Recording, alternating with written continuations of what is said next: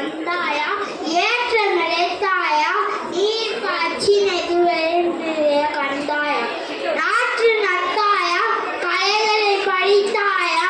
கல்வி வாழ்வனுக்கு கஞ்சி கலையும் சுமந்தா அங்கு கொஞ்சி விளையாடும் எங்குலை பெண்களுக்கு மஞ்சள் அழைத்து பணி புரிந்தாயா அல்லது நீ மாமனா மச்சானா மானு கெட்டவன்